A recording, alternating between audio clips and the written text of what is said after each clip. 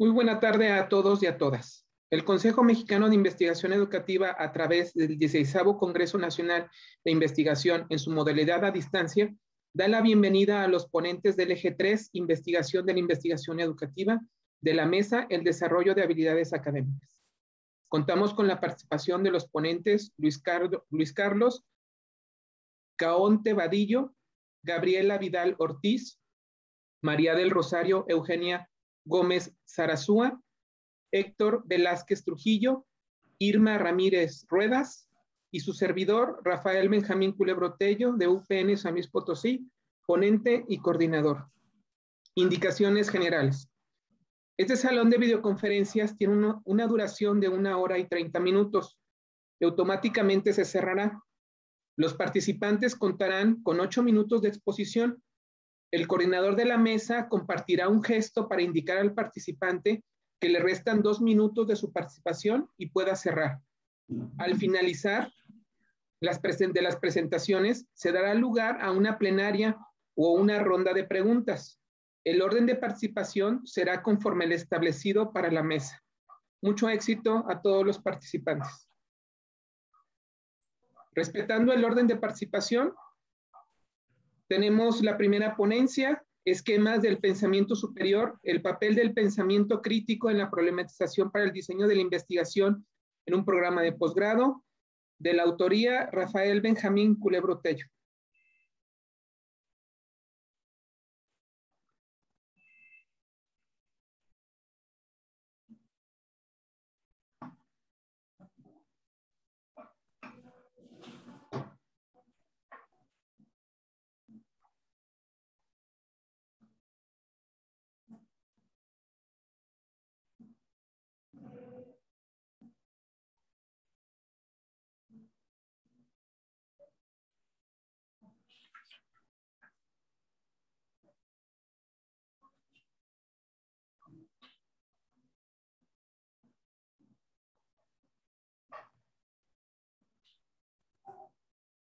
Bien, ok.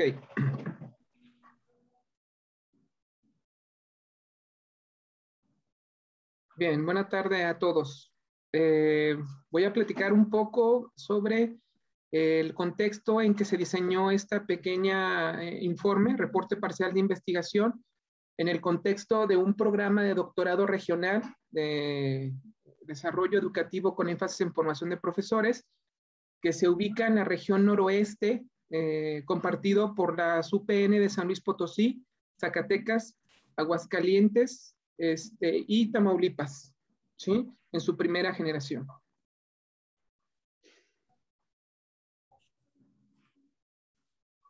Bien, el encuadre de la investigación se da a través de un estudio de caso instrumental, ¿sí? Desde la perspectiva de Robert State, que tiene el interés de indagar el uso de las herramientas del pensamiento superior en el diseño de la problemática de investigación. Como marco de referencia, se emplea las aportaciones de Paulo y Elder sobre los conceptos del pensamiento del orden superior en su aspecto crítico, especialmente. Todo esto con la finalidad de analizar el proceso de problematización de los doctorantes, ¿sí? El contexto de aplicación es la primera generación del programa de doctorado regional en desarrollo educativo con énfasis en formación de profesores en su región noroeste, específicamente la sede UPN 241. Se toma como muestra las tesis doctorales que se presentaron en la primera generación y se emplea como aparato crítico las aportaciones de Strauss y Corbin para la construcción de ordenadores y categorías, la triangulación del dato a través de la perspectiva de María Bertelli, y el dato se instaura mediante porciones argumentativas extraídas en el planteamiento del problema de cada una de estas tesis, organizadas en una matriz, analizadas a través de unidades hermenéuticas, empleando un software de análisis cualitativo denominado QDA Miner en su versión 1.4, versión libre. Bien. El marco de referencia. Cuando se habla de formación en el posgrado, generalmente en nuestro país se habla de un aspecto institucional. en donde se configura a través de indicadores comprometidos con la calidad, pero esta calidad depende mucho de su producción, ¿sí? La producción determina si un posgrado es de calidad o no es de calidad. También implica el papel formativo, se cuestiona el papel formativo, dado que es muy importante reflexionar sobre la necesidad de documentar miradas en el espacio micro, qué es lo que está ocurriendo en el espacio micro, no solamente lo que se produce, sino la calidad de la producción y cómo se está produciendo, ¿sí? Que aspectos que pasan de manera muy superficial a través de los instrumentos de evaluación o a través de los padrones de calidad. Es muy importante voltear a ver la vida de los seminarios, dado que los programas de posgrado no se reducen simple al hecho de estar registrados a su padrón, a su infraestructura o a su eficiencia terminal, sino específicamente residen los límites entre lo pedagógico, lo didáctico y lo institucional, aspectos que no se discuten en la formación de adultos, ¿sí? O que muy poco se discuten en torno a esto. No se habla en torno hacia didácticas para formar adultos en el posgrado, no se habla en torno hacia el desarrollo de pedagogías, ¿sí? Y estructuras, habilidades del pensamiento superior que requieren los estudiantes del posgrado, tanto en maestrías como en doctorados. Como marco de referencia, pues utilizamos las aportaciones de Manzano, de Guerrero, en torno hacia el aspecto del posgrado dentro de la gestión de calidad, Guerrero haciendo un énfasis en el aspecto del diseño curricular del posgrado. En cambio, Boecio empieza a entrar un poco más en la intimidad, hablando del espacio de interformación, cómo los adultos se forman desde este aspecto como colaborador, crítico, reflexivo, empleando habilidades que están articulados al programa. Sánchez habla, especifica un poco más que los indicadores tradicionales de calidad no necesariamente responden a las lógicas de una formación integral y que existe una falta de interés en torno hacia la calidad, pero basado en los fenómenos, ¿sí? En torno al desarrollo de habilidades y estructuras de orden superior necesarias para los estudiantes. Es decir, más allá de la calidad, implica investigar, no es tanto una cuestión de definiciones ni de producciones, es más un quehacer, una práctica, un conjunto de destrezas y habilidades que tienen que desarrollar y que tienen que permitir, dentro de la perspectiva de Glaster y Perkins y López, que el impacto sea real para poder lograr una autonomía intelectual. ¿Sí? Dado de este marco de discusión, pues se discute sobre la siguiente problemática: cómo contribuyen, cómo se distribuyen los estándares del pensamiento superior en el aspecto crítico al interior de los programas, utilizando el planteamiento del problema de las tesis en el contexto del doctorado regional en desarrollo educativo.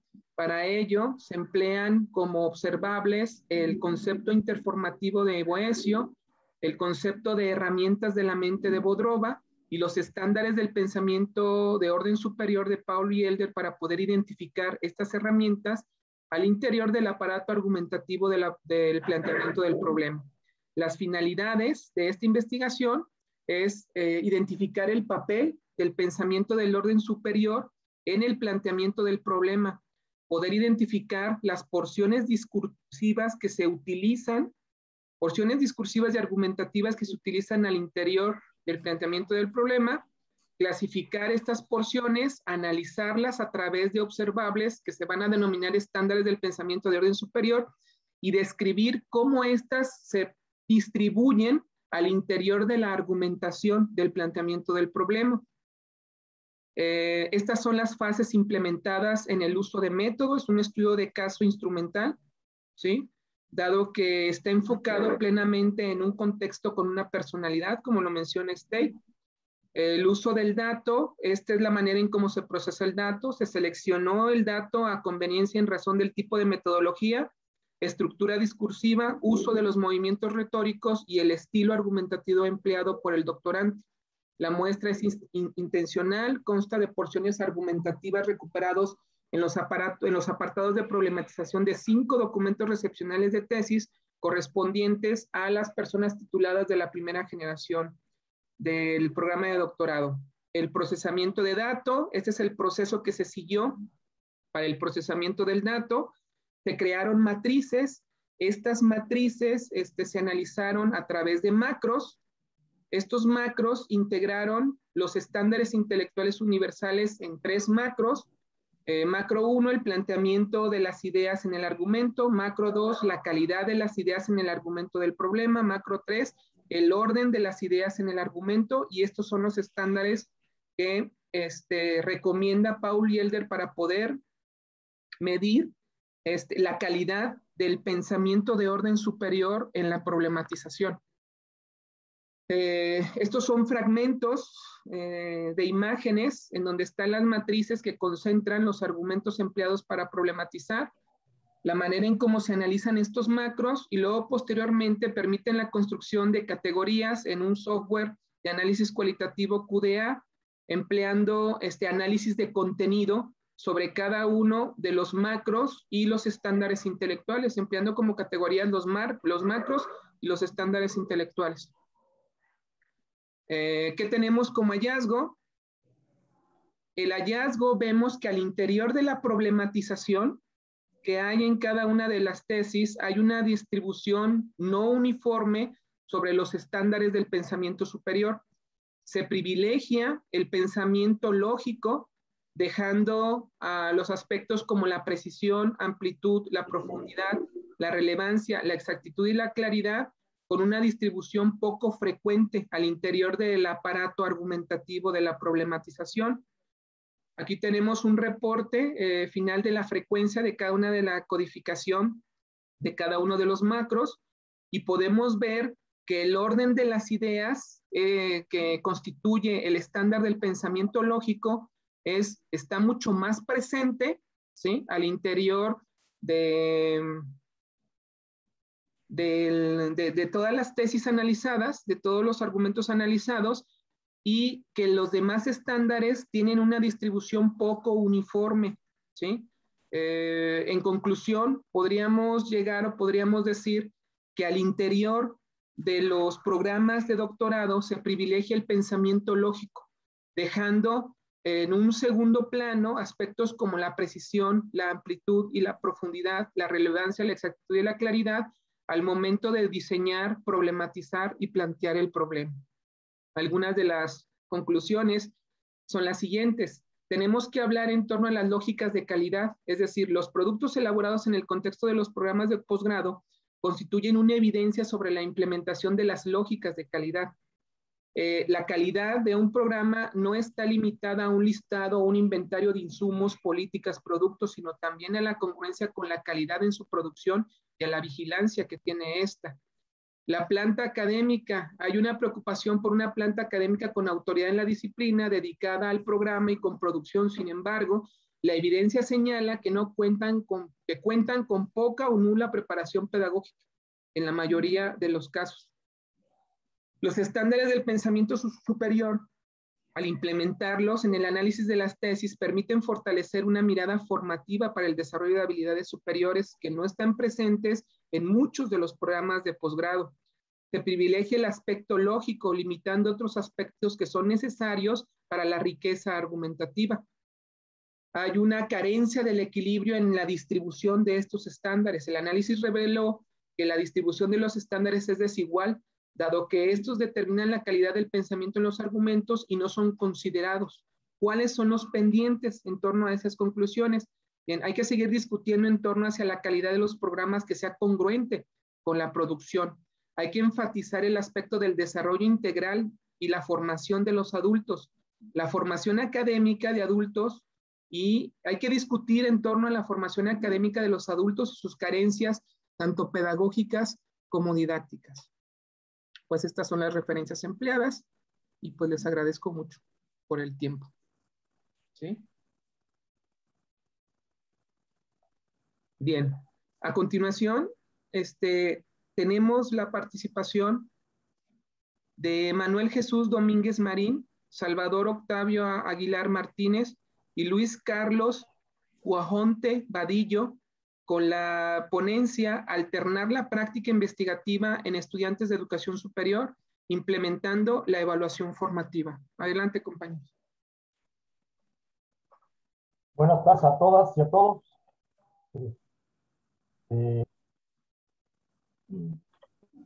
No sé si van a pasar las diapositivas o yo las tengo que subir.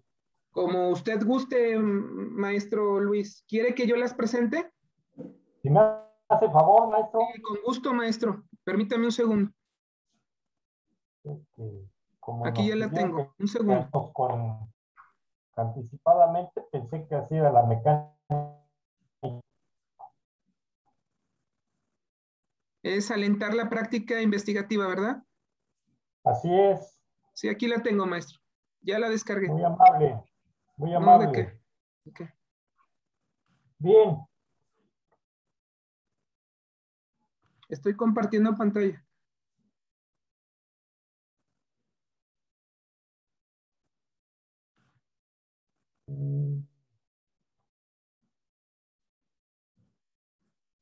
Listo. Muy bien. Perfecto. Bien, buenas tardes de nueva cuenta a todas, todos. Nuestro trabajo que presentamos en este importante congreso se llama Alentar la práctica investigativa en estudiantes de educación superior, implementando la evaluación formativa. ¿Por qué proponer la implementación de la evaluación formativa para favorecer el desarrollo de las competencias investigativas? Y ahí les mostramos la portada del modo educativo de nuestra Universidad Juárez Autónoma de Tabasco, que está centrado en el aprendizaje, es decir, que pone al estudiante en el centro del proceso académico, el cual construye su propio conocimiento, dejando de lado la constante del estudiante como receptor del conocimiento y de la información. Adelante, por favor. Lo antes mencionado se relaciona con el objetivo de la licenciatura en Ciencias de la Educación, el cual establece lo siguiente: formar licenciados en Ciencias de la Educación con competencias para generar alternativas en la solución de problemas y necesidades del quehacer educativo en sus diferentes manifestaciones y contextos, a través de la intervención e innovación en la docencia, la gestión educativa, así como el desarrollo de procesos educativos. Está en el modelo educativo 2010. ¿Cuál es la descripción de nuestro método del trabajo desarrollado? Dice, desde la corriente crítica, esta investigación trata de descubrir creencias, valores y supuestos que subyacen en la práctica educativa.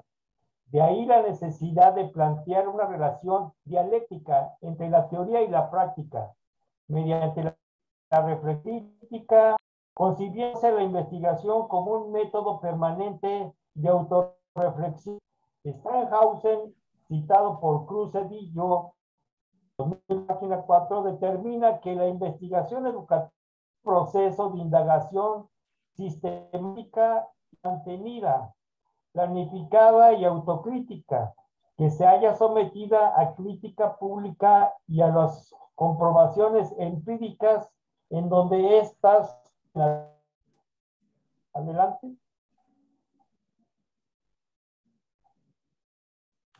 En ese contexto, la implementación de la evaluación formativa, aumentar la práctica de la investigación, se considera fundamental, ya que es un enfoque en el cual docentes y estudiantes establecen claros objetivos de aprendizaje, generando un proceso de retroalimentación efectiva, dirigido a que el alumno se dé cuenta de la diferencia entre lo que comprendió y lo que debió haber comprendido, o cómo se ha desempeñado para cumplir con el objetivo de aprendizaje de cada actividad.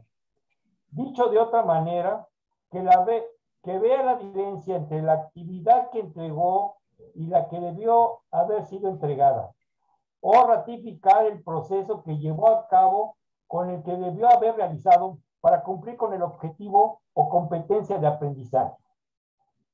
Adelante. A continuación, les presentamos los resultados destacados del cuestionario aplicado a los estudiantes. A la pregunta de que, ¿qué considera usted que su proceso de formación investigativa ha sido evaluado formativamente? Contestan ellos, la evaluación formativa de las habilidades investigativas de los estudiantes no se aplica, ya que el 76% de los estudiantes manifiestan que aún son sometidos a la evaluación sumativa, consecuencia de la práctica tradicional de la enseñanza que aún se sigue ejerciendo en las aulas de la licenciatura en Ciencias de la Educación. El 24% de los estudiantes responden que la evaluación formativa es aplicada a los criterios. Adelante.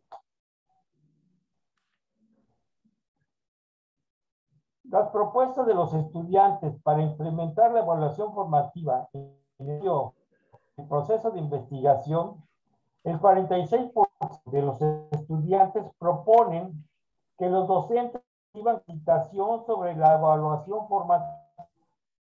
Capacitación profesional permite de los docentes, ya que la capacitación profesional permanente de los docentes es fundamental para lograr la educación de calidad que requiere México. Otro aspecto relevante de las propuestas que aportan los estudiantes es que la docencia se ejerza con responsabilidad. Al actual contexto educativo sitúa al docente como el responsable de ejecutar el conjunto de disposiciones tendientes a favorecer procesos de cambio en la educación, siendo esta una recomendación del 34% de los estudiantes que sus docentes que solicitan, que piden que sus docentes actúen con responsabilidad profesional. Adelante. Por lo que hace a los resultados no relevantes del comunicado a los docentes, se establece lo siguiente. La pregunta, ¿cuál causa define que usted identifica para implementar la evaluación formativa, para alentar la investigación educativa? El 62% de los docentes respondió que la problemática principal para implementar la evaluación formativa, para desarrollar la investigación, se debe a la resistencia al cambio, que está asociada a la respuesta de que la mayoría de los docentes no han modificado su práctica tradicional de la enseñanza, y no la han modificado porque hay una resistencia al cambio, resultando los estudiantes directamente afectados al no recibir una formación acorde a los tiempos actuales en el que predomina el discurso de calidad educativa. El 38% de los docentes respondieron que aún no se ha socializado la propuesta de implementar la evaluación formativa. Esta es una situación que bien compete a la institución, también es responsabilidad de los docentes y asumir la iniciativa para implementarlo. La siguiente, por favor. A la pregunta de sus propuestas de los docentes para implementar la evaluación formativa, para alentar la investigación educativa, ellos manifiestan que en las propuestas de los docentes se advierte un clima favorable, la evaluación formativa se instalice, ya que el 46% manifiestan la necesidad de crear un clima de concientización entre estudiantes y docentes para su implementación, considerando que dicha propuesta cambio para que paulatinamente se vaya adoptando y así mejorar la formación investigativa de los estudiantes. La respuesta anterior está íntimamente ligada con la de la creación de ambientes de aprendizaje para desarrollar la actividad investigativa, aplicando la evaluación formativa y la apuesta del 15% de los docentes referente a la Universidad Juárez Autónoma de Tabasco descarte la aplicación de los exámenes parciales que aplica la institución a adherirse a los cambios que exigen las condiciones educativas actuales. La siguiente, comentarios finales. Los resultados arrojados en la aplicación de los instrumentos de investigación nos revelan una situación bien favorable para que se implemente la evaluación formativa, la investigación educativa en estudiantes de la licenciatura en Ciencias de la Educación. El 3% manifiesta que los docentes no han dejado de lado la concepción tradicional del estudiante como receptor de conocimiento y de como lo establece el modelo educativo de la UJAT, y se le sigue disciplina conductual del estímulo y respuesta. De conformidad con esa respuesta de los estudiantes, los docentes a la pregunta de cuáles son los problemas que enfrentan para realizar la evaluativa, el 62% se refiere a que se necesita realizar forma tradicional docencia. Gracias por su atención, muy amables.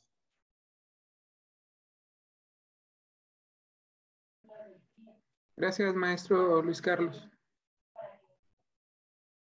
Bien, a continuación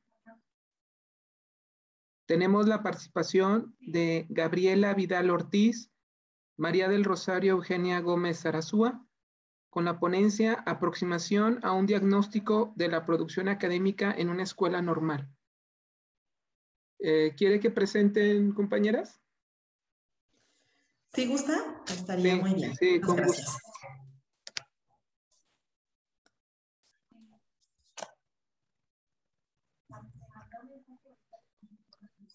Estoy descargando. Sí.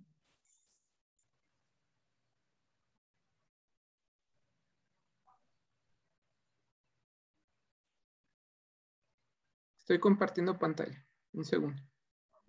Sí, gracias.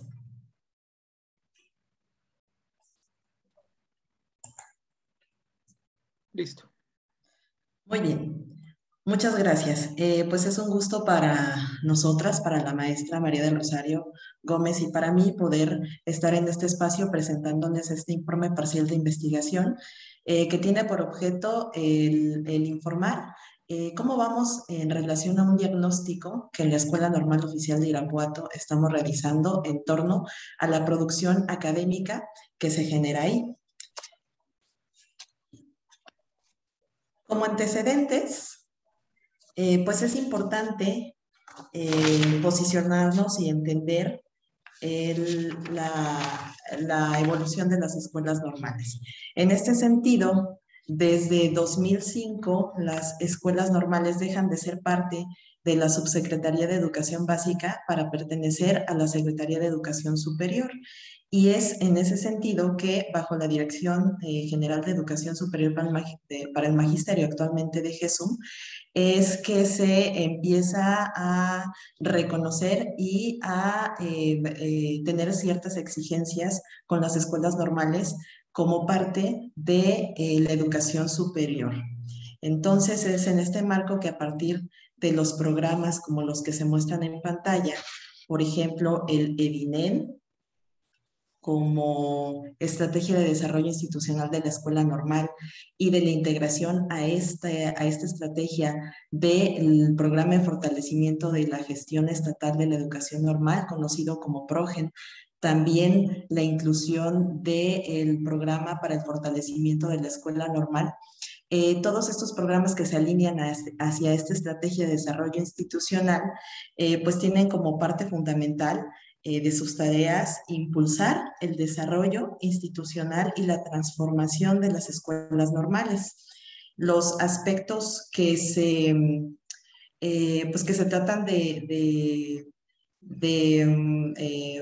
desarrollar a partir de esta estrategia y de estos programas tienen que ver con la movilidad académica, con la docencia, con la investigación, con el posgrado de las instituciones normalistas, y también con la vinculación y los convenios que se pueden establecer a partir de los cuerpos académicos que se generan al interior de estas instituciones. Es también gracias al programa de desarrollo profesional conocido como PRODEP, que se motiva, que se incentiva la producción académica de los cuerpos académicos como colectivos de investigación docente, pero también el reconocimiento a los profesores de tiempo completo en cuanto a un perfil deseable. Todo ello se vincula, pues, o lleva implícita la producción académica. Y es justamente esta producción académica la que tiene objeto este estudio. En la siguiente diapositiva vamos a observar cuáles son la interrogante y el objetivo que generan este estudio. Primero, la interrogante es cuál es la producción académica de los profesores de la Escuela Normal Oficial de Irapuato y en qué condiciones se realiza. El objetivo de este estudio, por lo tanto, es conocer los procesos de gestión, producción y difusión del conocimiento académico estudiado tanto a nivel individual de los profesores como también a nivel de los colectivos docentes en la institución. El estudio ha constado de dos fases. Una primera fase cuantitativa en la que se encuestaron a 37 profesores de la institución con el objetivo de conocer cuál es la producción académica que generan y en qué condiciones sobre todo se realiza la misma. Una segunda fase cualitativa en la que estamos trabajando es en las entrevistas que hemos tenido con alguno de estos actores en la institución y pues bueno, donde hemos podido profundizar un poquito más acerca de esta producción. Lo que presentamos hasta este momento pues es un informe parcial de los hallazgos que hemos encontrado en torno a esto de la producción académica. ¿Cómo entender la producción académica? Había que tomar una postura. Entonces, desde este sentido, asumimos a la producción académica como el producto intelectual derivado de las actividades sustantivas realizadas en la docencia, en la investigación y en la difusión. Entonces, lo que nosotros estuvimos estudiando a partir de distintas variables, pues fue precisamente estas tres funciones sustantivas, la docencia, la investigación y la difusión, centrándonos en aspectos como el tiempo que se dedica a la docencia, los cursos, los estudiantes que se atienden, los proyectos de investigación que se emprenden, el tiempo que se dedica a esta tarea, el tipo de producción académica que se genera, su difusión y su financiamiento. Los productos académicos, entonces, que son necesarios considerar desde la perspectiva de Monévar y Villaseñor, son como los siguientes. Antologías, softwares y videos educativos, propuestas pedagógicas, reseñas, memorias de congresos, citas, patentes registradas, transferencias tecnológicas, capítulos de libros editados, traducidos, publicados, reportes de investigación y artículos científicos. Los resultados son los siguientes.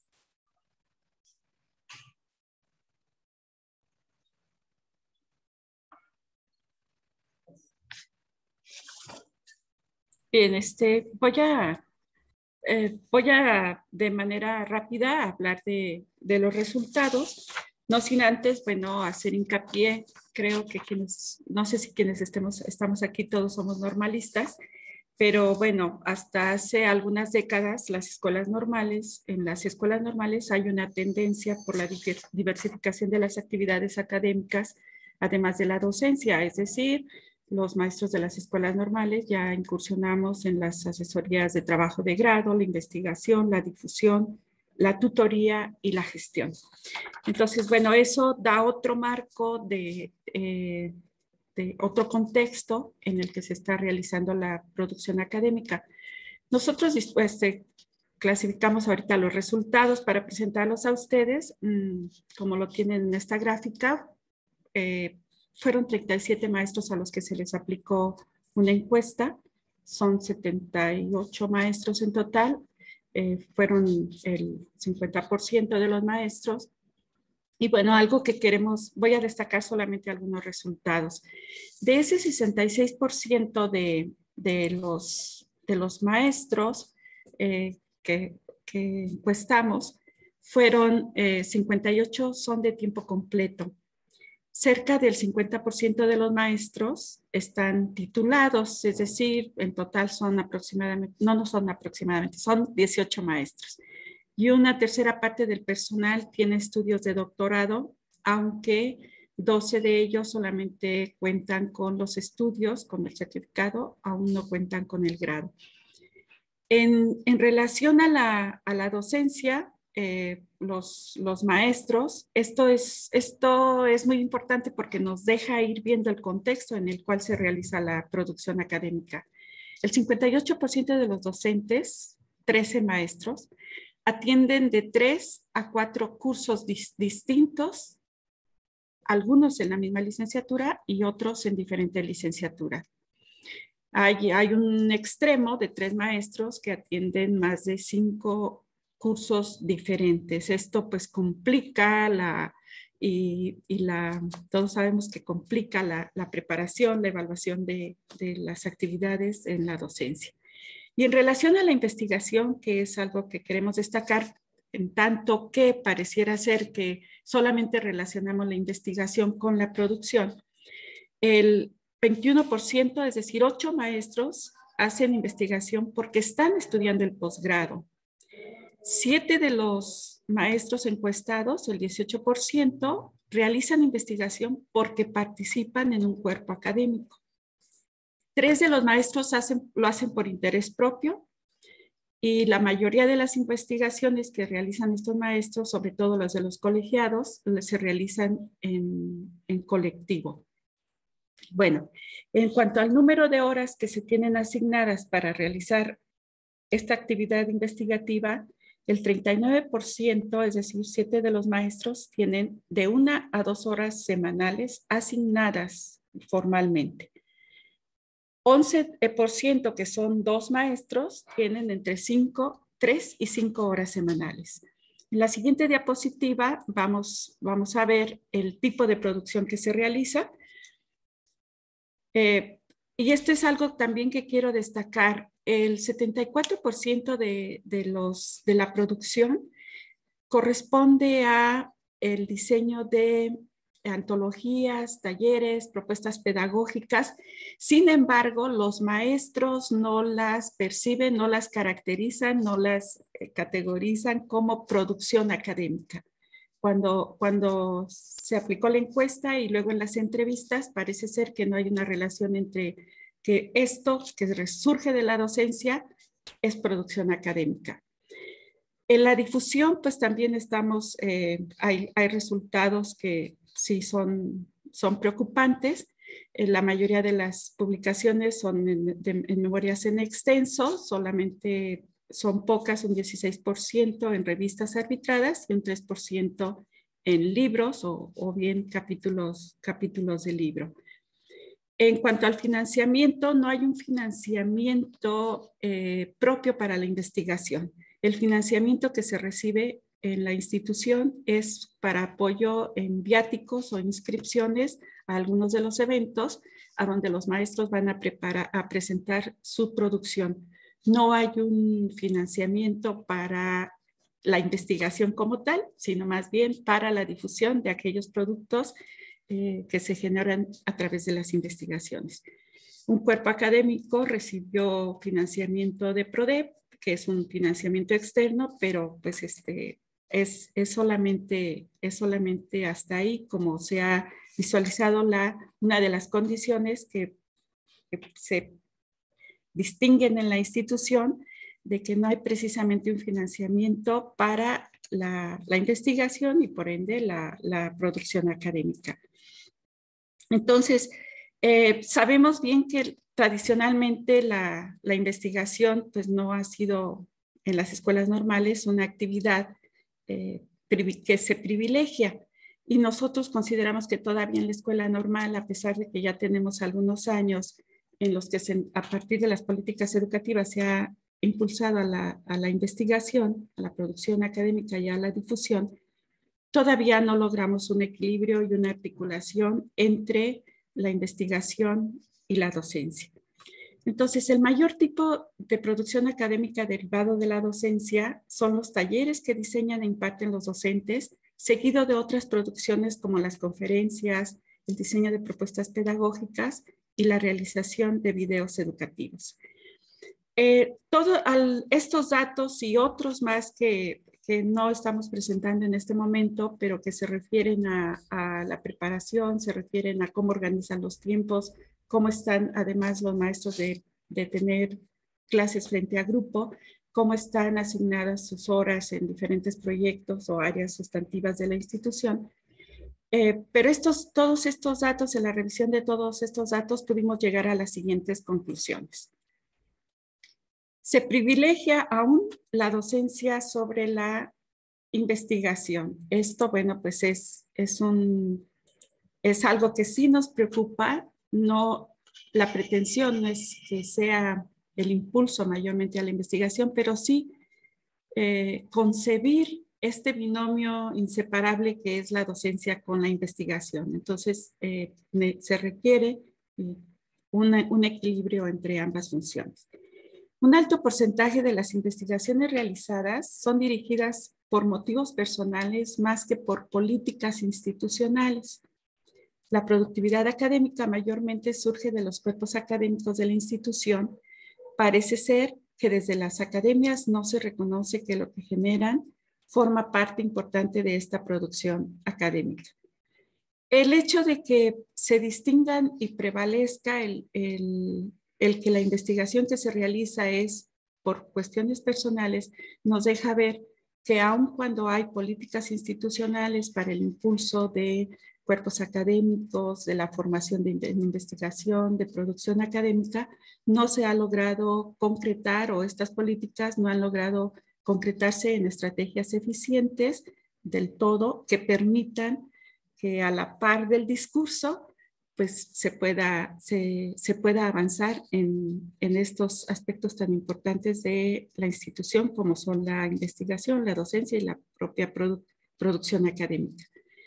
La organización académica, descubrimos, corroboramos, tenemos ya los elementos para afirmarlo, que la organización académica institucional resulta determinante para realizar de una manera equilibrada las funciones sustantivas y sobre todo estas 5 funciones que los académicos de las instituciones de educación superior debemos realizar. Sin embargo, todavía en la escuela estamos en una evolución hacia precisamente el fortalecimiento de esta organización académica que permita que podamos tener los tiempos adecuados, en lo posible, los tiempos adecuados para realizar cada una de estas funciones: difusión, tutoría, gestión, investigación y docencia. Entonces, el diagnóstico nos permitió reconocer con los maestros, esto lo quiero hacer énfasis, nos permitió reconocer con ellos, es decir, no son como objeto de estudio los maestros, sino que estamos precisamente revisando con ellos que la productividad académica se configura en un terreno poblado de problemáticas propias de las estructuras y procesos productivos, las formas de organización y división del trabajo y la propia dinámica institucional, entre otros. En esta dinámica, los maestros recrean procesos de construcción de identidades y significados culturales, relaciones de trabajo, trayectorias profesionales y formas de gestión. Esta primera etapa del diagnóstico, más las entrevistas a profundidad que ya realizamos y que en este momento están en análisis, se realizaron con la finalidad de identificar los procesos de gestión y generación de conocimiento académico y analizar la producción en términos de resultados y de procesos. Es decir, parece ser que hay una tendencia a sumar productos y poco nos detenemos a veces en revisar cómo se están produciendo, qué procesos estamos teniendo los docentes para poder realizar esos productos y las condiciones en las que los estamos haciendo.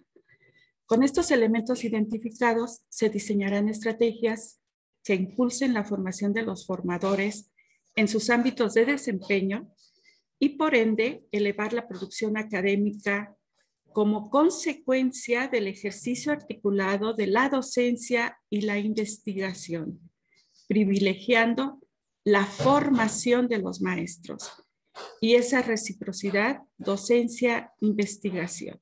Es decir, más allá de la producción en busca de los méritos académicos per se. Y esperemos que en próximo evento nosotros podamos presentarles resultados de este programa que está en diseño para impulsar la formación de los maestros formadores y con mejores resultados en la producción académica y, por supuesto, que retroalimente y que alimente la formación de los maestros. Enseguida, pues tenemos algunas de las referencias con las que estuvimos trabajando, que estuvimos consultando, y es todo. Muchas gracias por su atención.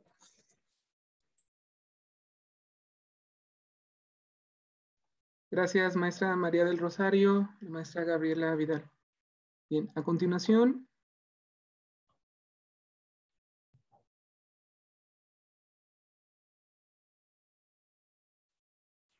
A continuación tenemos la participación de Basilio Reyes Mejía, Karen Vilchis Pérez, Héctor Velázquez Trujillo, con la ponencia Manejo de las fuentes de información en textos académicos de estudiantes normalistas. Hola, buenas tardes. Un gusto saludarles. Si me pueden apoyar con la presentación, se lo agradeceré mucho. Claro, con gusto. Estoy descargando. Un momento. Gracias.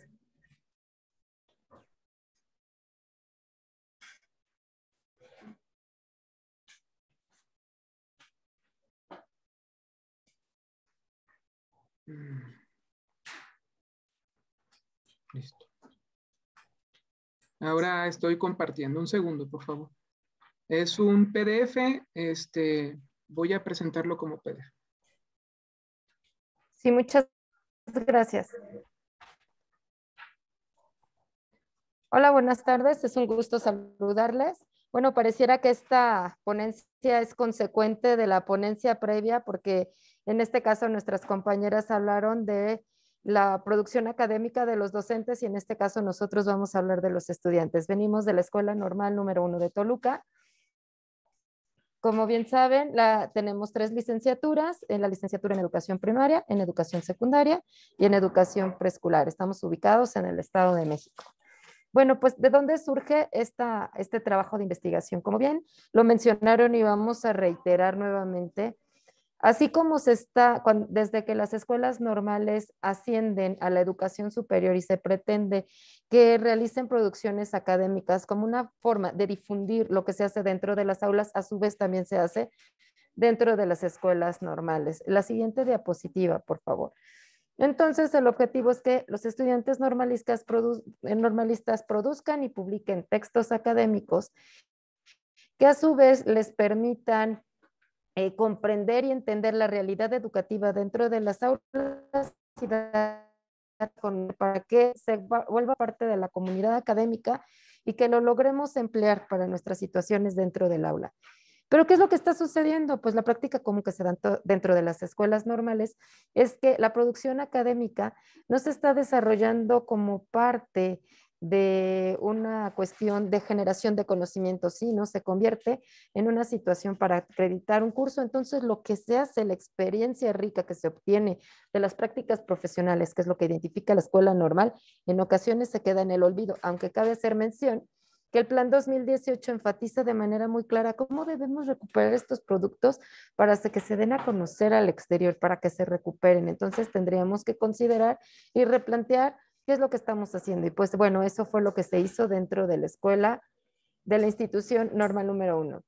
¿Cuál fue la propuesta? Dentro de la pandemia, una de las cuestiones que surgió es que lo que estaban haciendo los estudiantes, los escritos que estaban haciendo, se construyeran bajo argumentos que se sometieran a una crítica pública y lo difundieran en foros, paneles, congresos, algo que les permitiera dar a conocer lo que estaban haciendo, pero que también los fuera insertando dentro no nada más de la formación académica de los estudiantes normalistas, sino también dentro de la cuestión científica, de la generación de conocimiento. De ahí que se propuso como una construcción, como una evidencia final de ese semestre, fue una ponencia en donde dieran a conocer cuál fue su experiencia de aprendizaje dentro de la pandemia, cómo fue que ellos aprendieron, cómo fue, a qué se enfrentaron y cómo le dieron solución a esta situación. Una de las cuestiones es que se hizo a nivel grupal y se les comentó que íbamos a trabajar en academia, todos los docentes con las particularidades de cada uno de los cursos, íbamos a apoyar, acompañar y valorar cuál era el documento de tal forma que se tomara en cuenta como una evidencia final, que no se trabajara de multiplicidad de evidencias o instrumentos, ni que sirviera para los jóvenes, para que integraran un documento.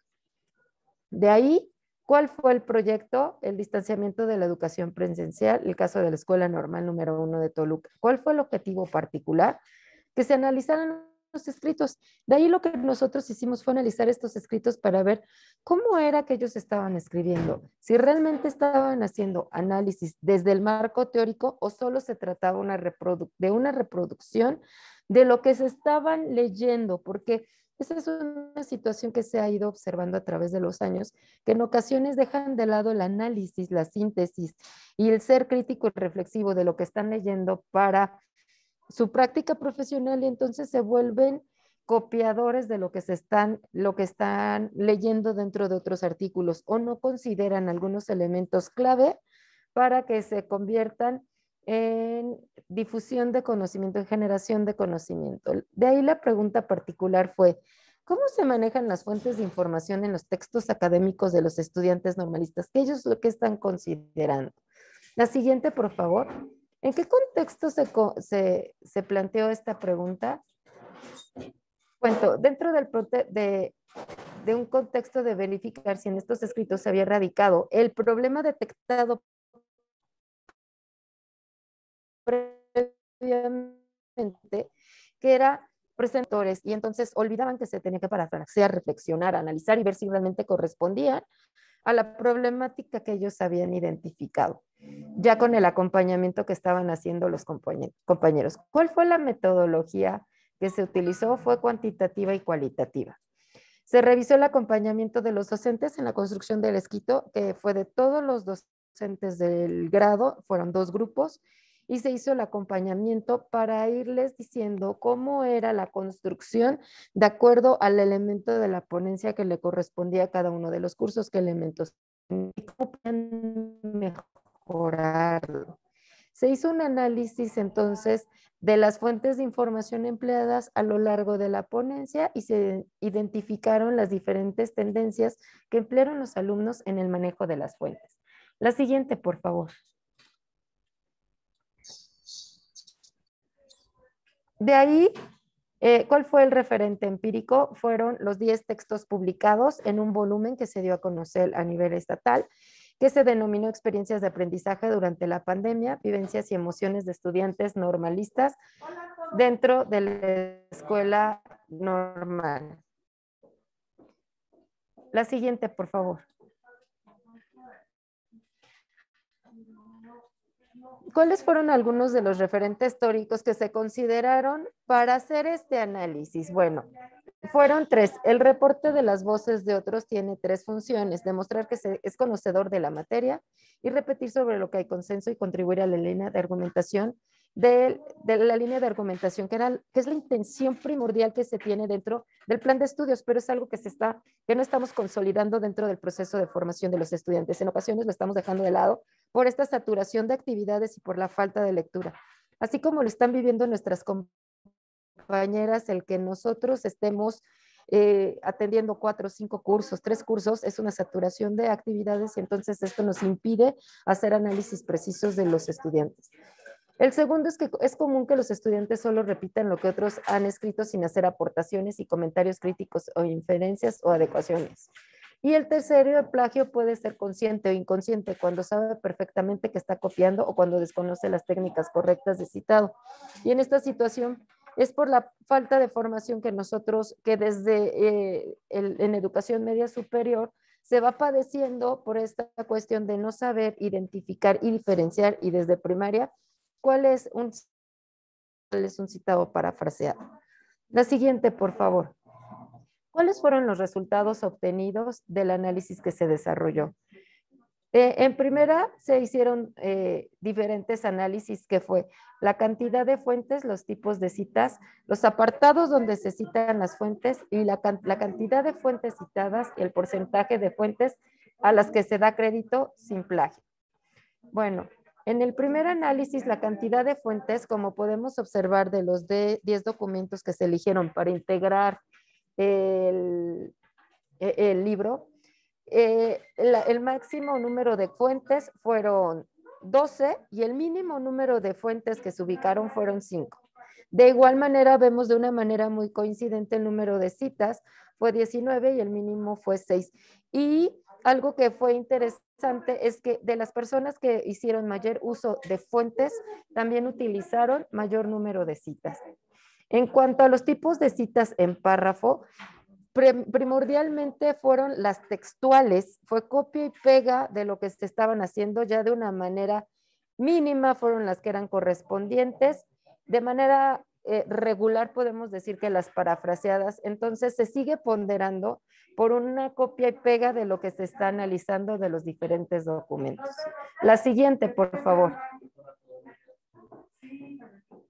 En cuanto a los apartados donde se citan las fuentes, bueno, es una de las cuestiones donde hacen uso los estudiantes de mayor uso de citas es en el marco teórico, y de manera mínima se observa la problemática, la metodología y las conclusiones. Una de las cuestiones que observamos es que sobre todo en esto es nada más para conceptualizar lo que definir lo que es un concepto que tiene que ver con lo que es el tipo de metodología, es el tipo de problema, y entonces por lo tanto se está priorizando por el marco teórico, a su vez también por las experiencias de aprendizaje.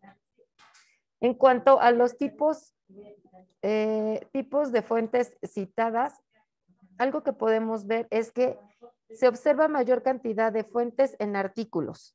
Esta es una cuestión interesante porque de manera recurrente les hemos dicho que una de las, donde ahorita se alberga el conocimiento, sobre todo en artículos, y de manera mínima se observa en noticias, videos, y tiene que ver mucho esto por la cuestión del problema que están analizando.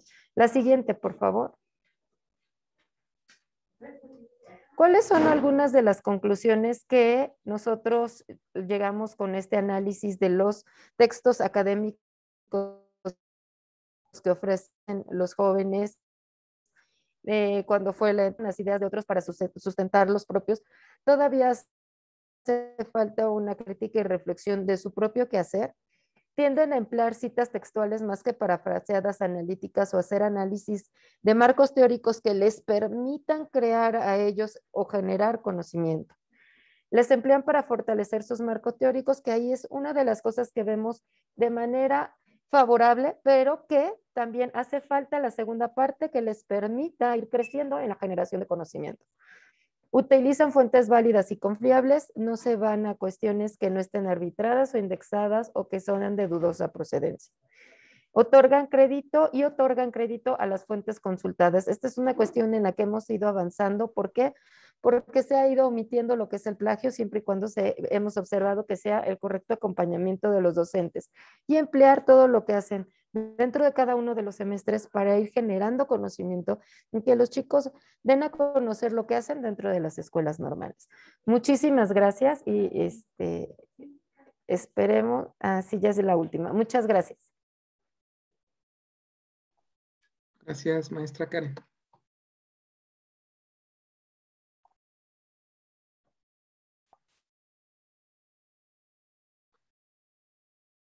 Bien. A continuación, tenemos la participación. Tengo aquí, no tengo la autoría, una disculpa. No está la autoría, pero la ponencia es lectoescritura académica e investigación en educación superior.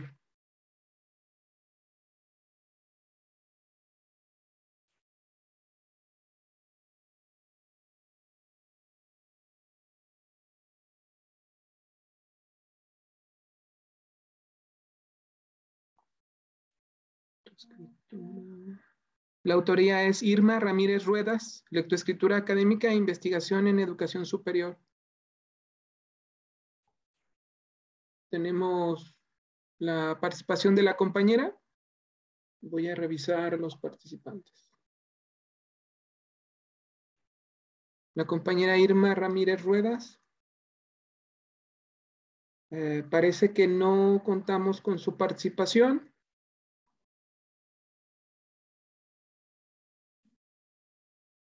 No, desafortunadamente no contamos con la participación de la compañera. Bien, pues pasamos al segundo momento, que es algunas rondas de preguntas. Yo voy a recuperar algunas preguntas que se plantearon en el chat. Y voy a dar la palabra para alguno de los compañeros, si gusta hacer algún comentario o alguna pregunta en torno hacia las ponencias presentadas. Bien. Antes de pasar al salón de chat, ¿alguien quisiera hacer alguna pregunta o comentario?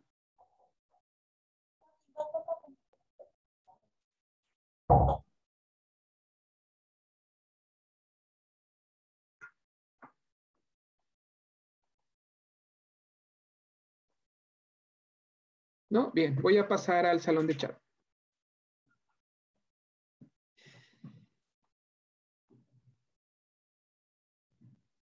Bien, esta es para la segunda ponencia que corresponde al maestro Luis Carlos Guaonte Vadillo. La compañera Joana menciona, ¿es recomendable hacer una evaluación formativa después de las sumativas?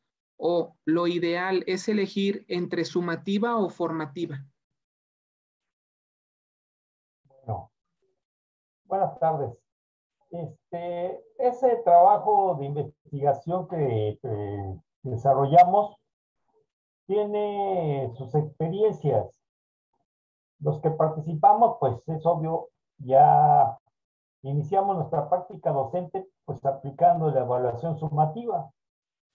Pero dado los discursos, como se los presenté, del modelo educativo de la universidad que establece y define que el estudiante es el centro de la atención del proceso académico, y junto con otras experiencias, pues nos dimos a la tarea de experimentar la aplicación de la evaluación formativa, que nos hemos dado cuenta que esa aplicación está relacionada también con el desarrollo de las competencias y la adquisición de aprendizajes significativos. Entonces, ¿cómo favorece toda esta situación? Y está muy acorde con lo que han planteado las maestras respecto a al campo educativo. ¿Cómo tenemos que modificarlo? ¿Cómo tenemos que hacer los cambios? Porque nuestro campo educativo está inundado de conceptos y de líneas de cambio, pero al menos en nuestro contexto, pues bien poco se ve. No estamos siendo lo suficientemente capaces para entrar a ese cambio. Entonces, definitivamente la sumativa está relegada, no está contemplada, salvo que sea solamente pues para la retroalimentación de conocimientos, que si algún conocimiento no está bien comprendido, bueno, se hace la retroalimentación y se prosigue. Pero sí hemos detectado y hemos experimentado y hemos demostrado que la aplicación de la evaluación formativa, al menos en el campo de la investigación, sí favorece mucho. Sí favorece mucho porque no es la cuestión solamente de rellenar los marcos teóricos, planteamientos de problema, metodologías, no, sino que el estudiante se dé cuenta de lo que está haciendo con la compañía del docente.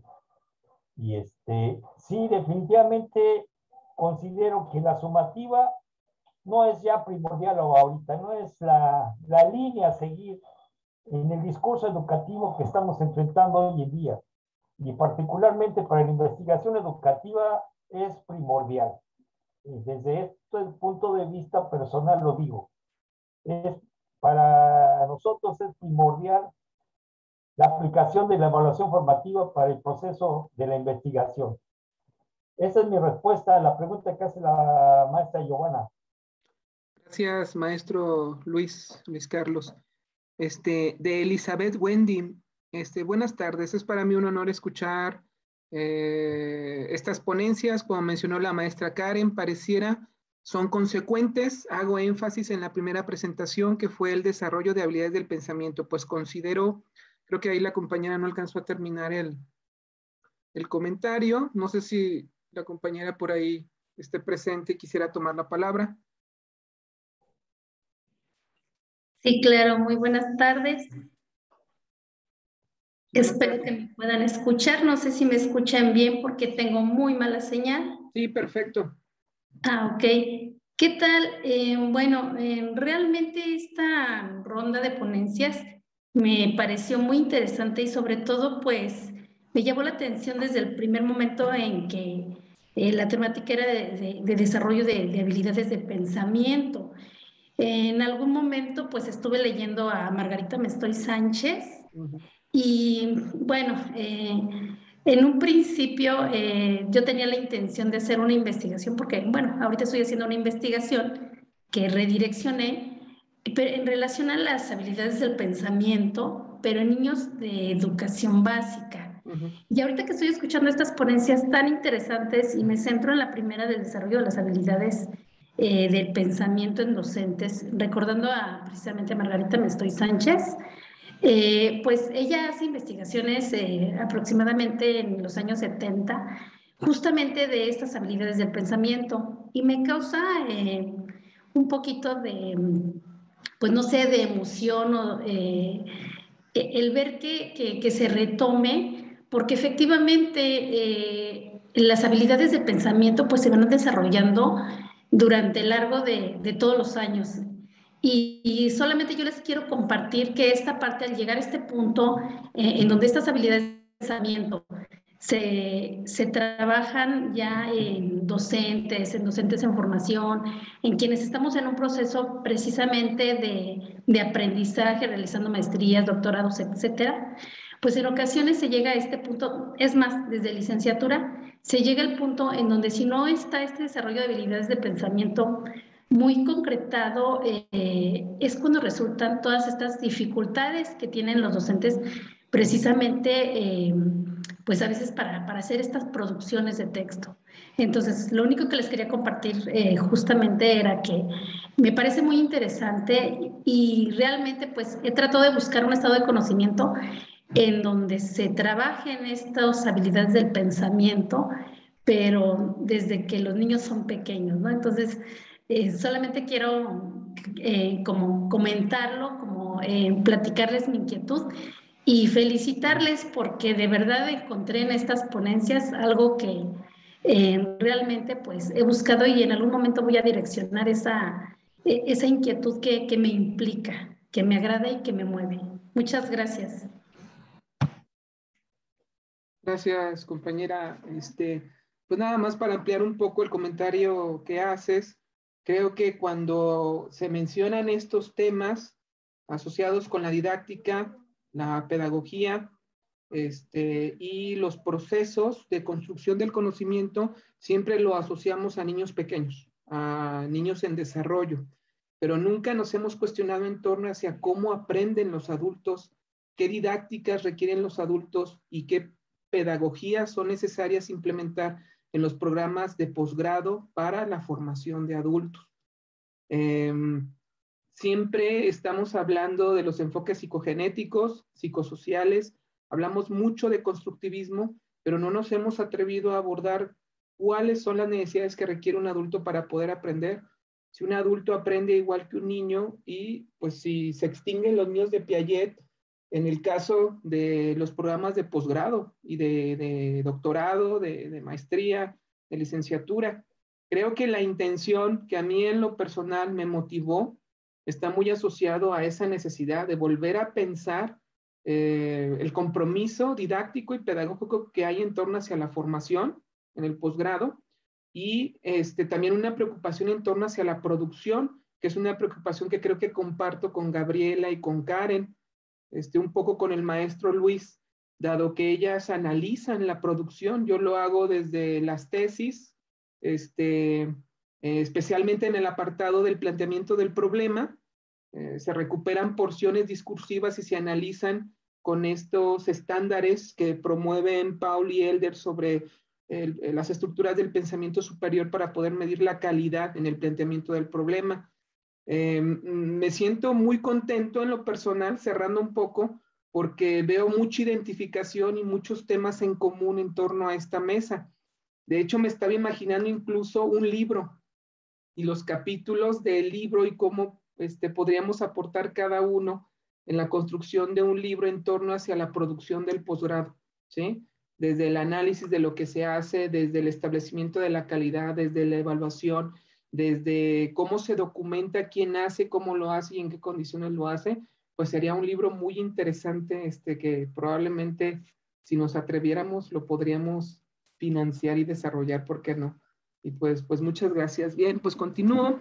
Para la doctora Rosario, las condiciones de trabajo en las escuelas normales es similar. Desde su análisis es un problema de política educativa, de traducción de los directivos, de las funciones de los docentes de educación superior. ¿Cómo cambiar esas condiciones? Dice Jadi Santillana. Sí, gracias, Adi. Bien, sí, yo creo que la situación es muy compleja. Si bien es cierto que destacamos nosotros en el diagnóstico que aun cuando hay políticas nacionales, estatales, institucionales respecto al impulso a la investigación, a mejorar las condiciones para la investigación, a propiciar el desarrollo y consolidación de los cuerpos académicos, creo que no se han logrado concretar en estrategias eficientes que nos lleven a ello. En el diagnóstico vemos que se refleja que lo que se ha logrado tiene que ver en gran parte con esfuerzos de los maestros y esfuerzos que rebasan a veces hasta pues, la propia carga que se tiene en las instituciones, ¿no? Bueno, creo yo sigo, ahorita que planteas la pregunta, Adi, y que bueno, es parte de lo que pretendemos con este programa, con el diseño de este programa que impulse la investigación, que impulse la mirada incluso de la investigación, porque también tenemos compañeros que le rehuyen a la investigación, ¿no? Entonces, yo sigo apostando al trabajo entre nosotros los maestros. No quiere decir que descargue sobre nosotros los maestros toda la responsabilidad, pero también creo que si nosotros vamos cambiando nuestra mirada hacia la investigación, los docentes, porque todavía hay cierta resistencia o hago una investigación porque me estoy titulando, pero no vuelvo a hacer investigación. Yo creo que un paso segurito es darlo con los maestros, que recuperemos todas las actividades que realizamos en el aula. Por ejemplo, ahorita las ponencias que yo estoy viendo y que hemos visto en diferentes mesas en estos 2 días, no nos estamos inventando problemas, es lo cotidiano lo que se está investigando. Y a mí me parece que eso es muy importante que nosotros pudiéramos estar fomentando, propiciando, que reconocer eso cotidiano lo podemos sistematizar, lo podemos reflexionar y entonces irnos preparando en la investigación y a la par la institución tendrá que preparar, que ofrecer el apoyo, el acompañamiento para esto, ¿no? Entonces, yo creo que un primer paso para cambiar esto es fomentar en nosotros los maestros, porque si bien hay cuerpos académicos, somos pocos los que estamos integrados en cuerpos académicos. No a todos les interesa trabajar en colectivo, no a todos. Hay quienes prefieren trabajar de manera individual y yo creo que, bueno, pues eso pues también tendrá que respetarse, aunque es una tendencia el trabajo colectivo, ya sea para complementar capacidades o compartir recursos o porque la misma política educativa lo va orientando hacia allá. También yo creo que habrá quien prefiera realizar investigación en particular, pero entonces un punto esencial yo creo que es el trabajo con nosotros los compañeros y también nosotros pues demandar mejores condiciones, ¿no? La carga académica, cuando nosotros les preguntamos a los maestros qué apoyos requieren de la institución, ninguno de los maestros dijo requiero dinero que me financien mi investigación. Los maestros pidieron tiempo, ¿sí? O sea, en los maestros que desean hacer investigación, lo que requieren es tiempo. Entonces, yo creo que sí podemos, el diagnóstico es una de nuestras estrategias para tratar de cambiar las condiciones, Adi, que ya no es algo que se está diciendo sin un fundamento, con lo que nosotros ahorita hemos encontrado, con las entrevistas a profundidad que hemos estado haciendo con los compañeros, yo creo que es un primer paso para nosotros poder dar la pauta a que se considere que la investigación no es asunto de hacerlo en otro lado, en tiempos, como lo hemos platicado en muchos espacios, en otros tiempos fuera de la propia institución, ¿no? Sino que también es parte de lo que los docentes, los académicos, hacemos en la escuela y con lo cual contribuimos a la mejora de la formación inicial, ¿no? Bueno, entonces un primer paso es los maestros, trabajar con los maestros, trabajar en el colegiado, que tiene también que ver con la pregunta que hace Abner. El hacer conscientes, de veras, nos dimos cuenta que las academias se están produciendo, pero todo eso se pierde. ¿Por qué? Porque nosotros mismos no nos percatamos de que eso es valioso y eso es producto de un ejercicio del colegiado de cada semestre y que se desprende de la docencia, porque las academias funcionamos por la docencia, ¿no? Entonces, ahí creo que nos falta, pensando como en área de investigación y en consejos de investigación y las propias autoridades, es qué estrategias tendremos que implementar para que en la academia todo lo que estamos trabajando podamos sistematizarlo, analizarlo y presentarlo. De veras, todas estas reflexiones que hacemos cuando los muchachos regresan de práctica, cuando nos enfrentamos a la contingencia sanitaria, cómo le vamos a hacer, qué podemos hacer, qué podemos implementar en recursos, todo eso lo estamos desaprovechando, ¿no? Entonces yo creo que es de esta manera lo podríamos impulsar el trabajo colectivo, la sistematización, las investigaciones colectivas. Yo creo que esto tendría que ir cambiando las condiciones, pero también creo que debemos tener una postura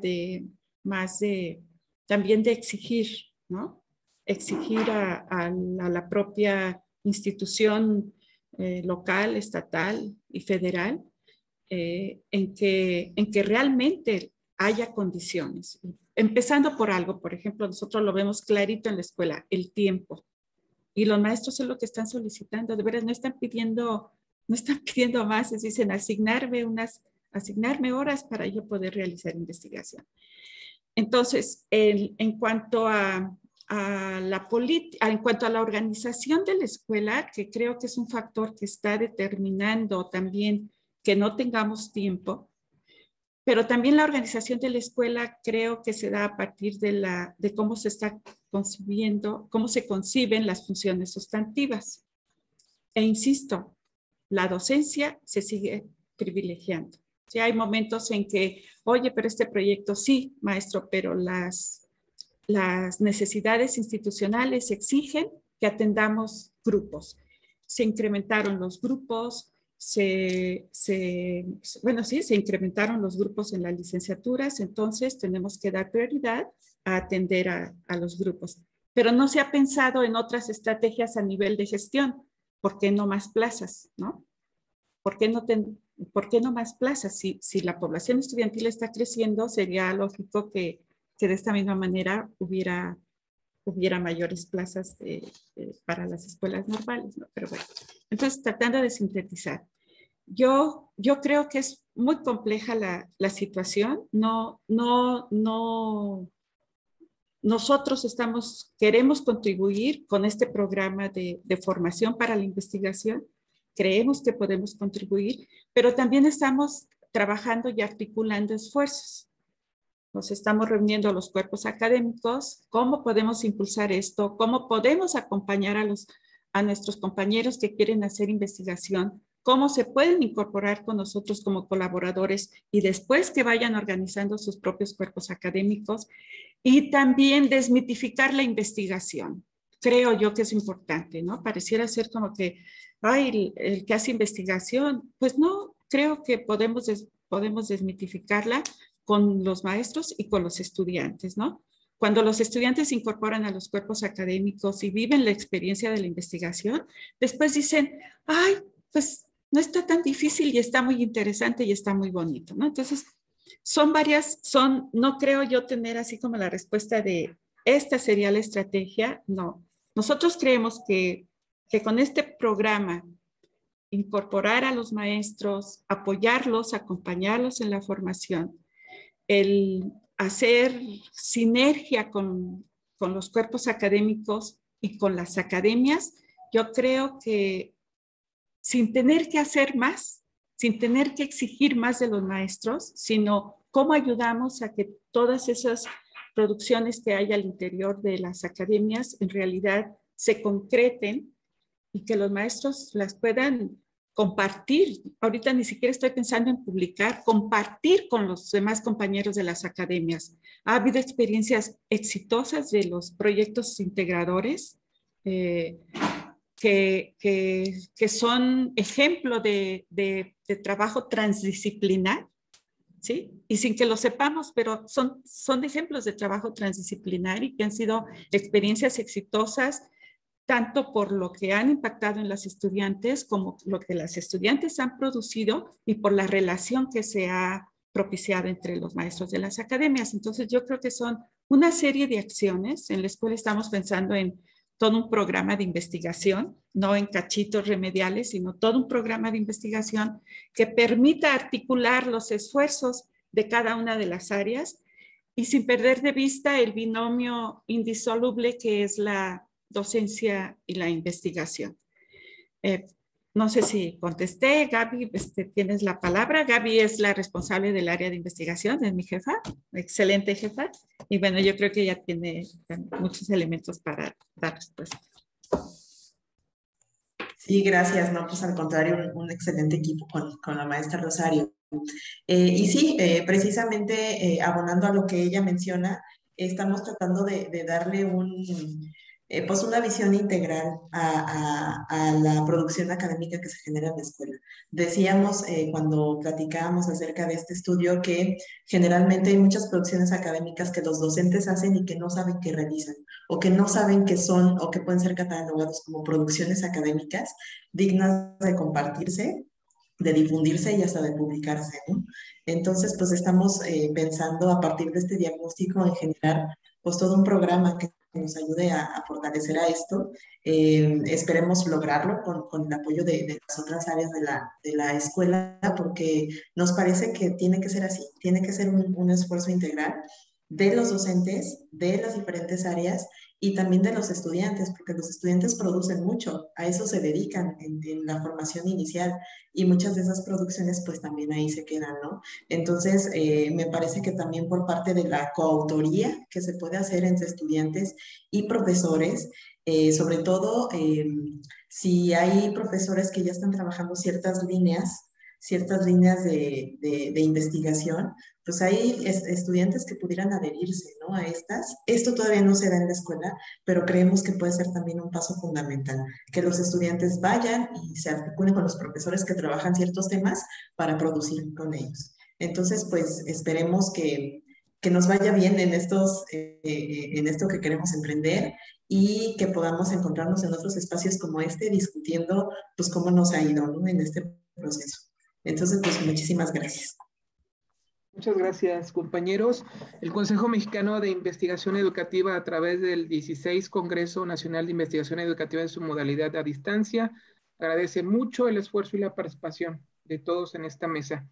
Cerramos este evento y continuamos invitándolos a que sigan participando en la agenda que está para esta semana. Muchas gracias, que tengan todos muy buena tarde. Gracias, excelente tarde, hasta luego.